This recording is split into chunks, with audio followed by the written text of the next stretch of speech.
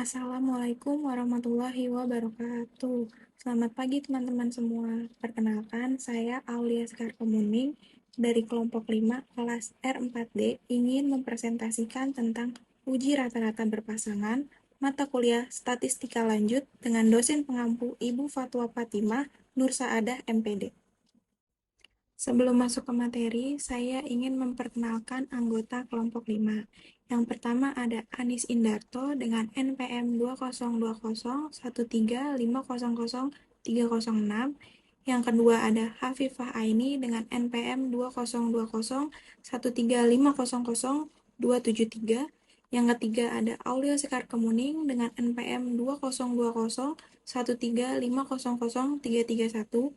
Yang keempat ada Sinta Husnul Khotimah dengan NPM 202013500357. Pengertian uji rata-rata berpasangan.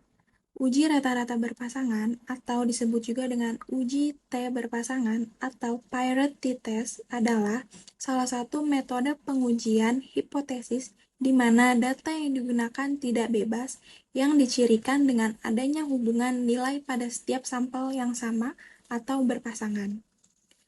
Uji T untuk data sampel berpasangan membandingkan rata-rata dua variabel untuk suatu grup sampel tunggal.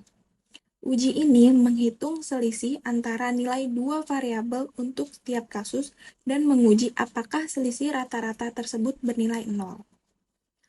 Uji T berpasangan umumnya menguji perbedaan antara dua pengamatan. Uji seperti ini dilakukan pada subjek yang diuji untuk situasi sebelum dan sesudah proses, atau subjek yang berpasangan ataupun sejenis. Nah, maksud sebelum dan sesudah, misalnya seperti nilai siswa sebelum remedial dan sesudah remedial. Penggunaan uji T berpasangan. Yang pertama, uji komparasi antara dua nilai pengamatan berpasangan, misalnya sebelum dan sesudah. Contohnya seperti data nilai siswa sebelum melakukan remedial dan setelah melakukan remedial. Yang kedua, uji T berpasangan digunakan pada uji parametrik, yang dimana dalam uji parametrik ini terdapat beberapa syarat. Yang pertama, data berdistribusi normal. Yang kedua, satu sampel, atau setiap elemen mempunyai dua nilai pengamatan, seperti nilai sebelum dan nilai sesudah. Yang ketiga, data untuk setiap pasang yang diuji dalam skala interval atau rasio. Skala rasio hampir sama dengan skala interval.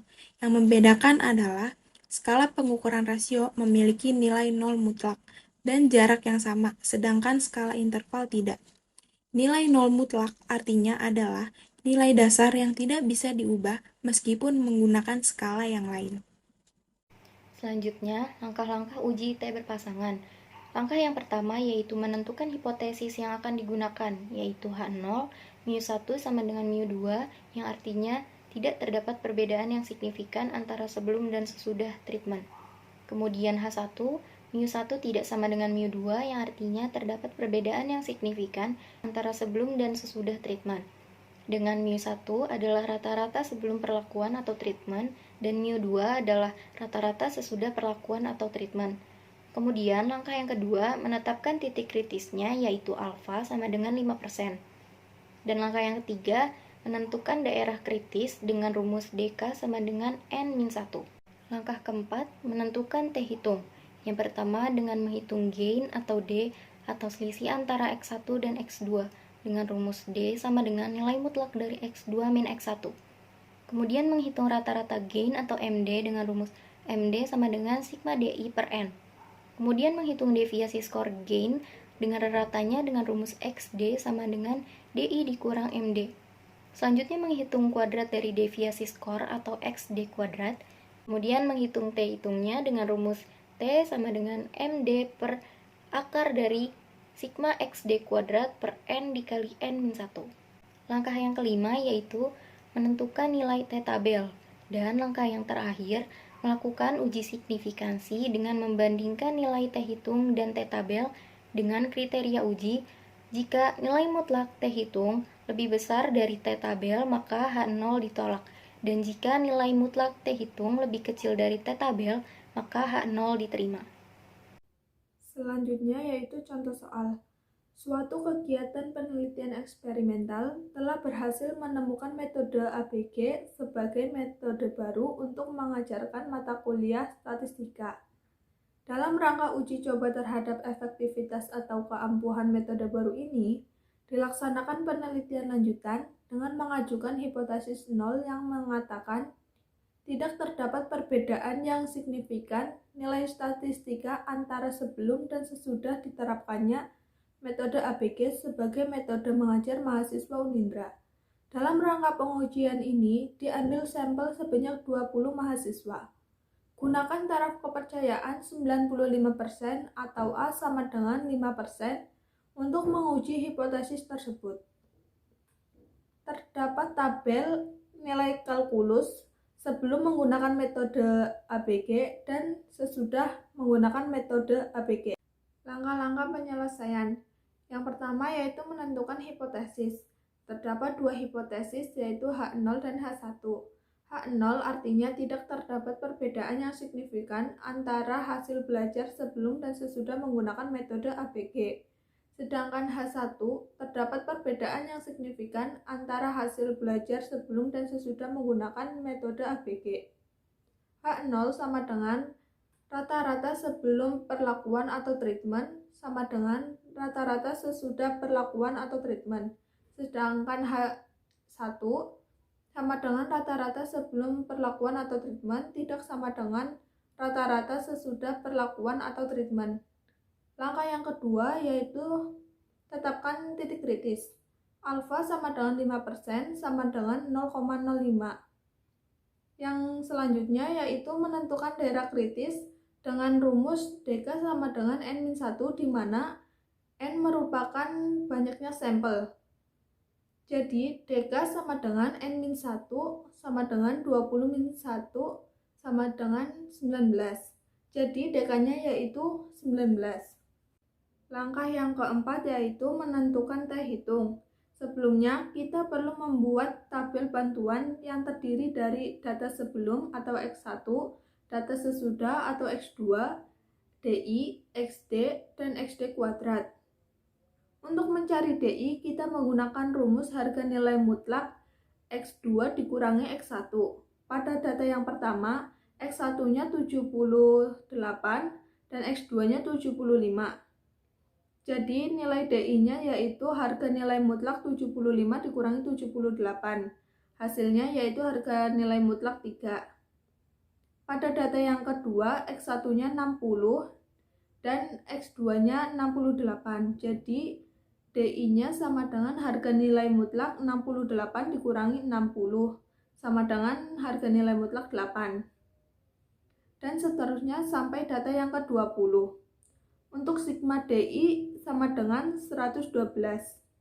Selanjutnya, untuk menghitung XD dengan rumus DI dikurangi rata-rata gain atau MD.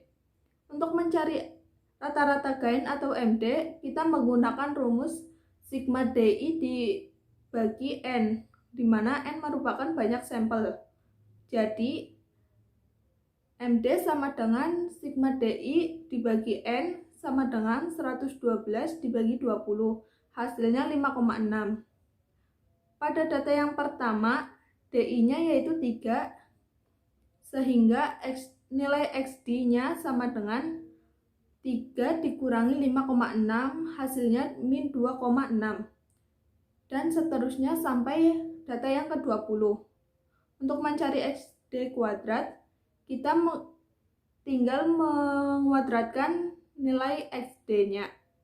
Selanjutnya yaitu menghitung T hitung dengan rumus T hitung sama dengan MD per akar dari sigma XD kuadrat per N dalam buka kurung N dikurang 1.